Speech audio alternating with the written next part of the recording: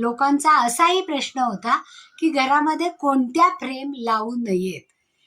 तर वादळात सापडलेलं जहाज अशासारखी चित्र लावायची नाहीत. कारण आपलं आयुष्य हे संत आणि ऊर्जावान असायला पाहिजे, पॉझिटिव्ह असायला पाहिजे. हेलकावे खाणारं असू नये किंवा संकटात सापडणारं असू नये.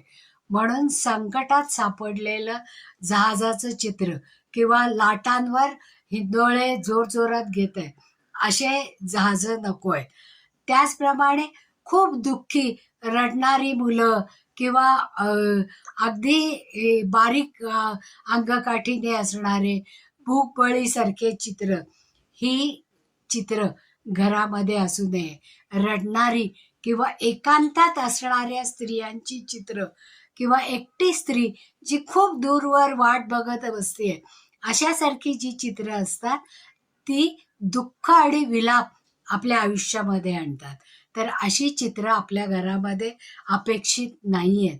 तर ती चित्र लावायची नाही आहेत. आग्नेयाला आपल्याला होम हवनाची चित्र लावली तर चालतात.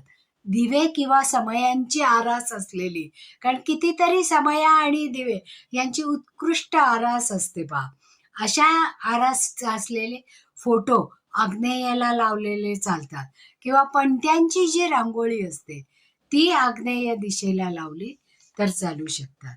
आता दक्षिण आणि पश्चिमेला उंचच उंच दगड, भिंती किंवा बिल्डिंग असणाऱ्या किंवा डोंगर असणारे जर पिक्चर असतील तर ते चालू शकतात. म्हणजे नैऋत्येच्या आणि दक्षिणेच्या भिंतीवर हे डोंगर किंवा मोठे रॉक्स हे चालतात. कुठल्याही पिक्चरमध्ये या दरी असू नये. उंच डोंगर चालतो पण खोल दरी चालत नाही. त्याचप्रमाणे वायव्य दिशेला, वायव्य दिशा ही वायूची दिशा आहे. मग अशा दिशेला हलणारी झाडं किंवा टेक ऑफ करणारी विमानं, प्रेम व्यक्त करणारी किंवा आनंदाने बागडणारी मुलं, किंवा तिथे एक एक्सेप्शनल केसची फोटो फ्रेम चालते पहा. बाळकृष्ण जो दही चोरतोय किंवा दही खातोय किंवा मित्रांसमवेत दही खातोय अशी ही चित्र तिथे चालू शकतात.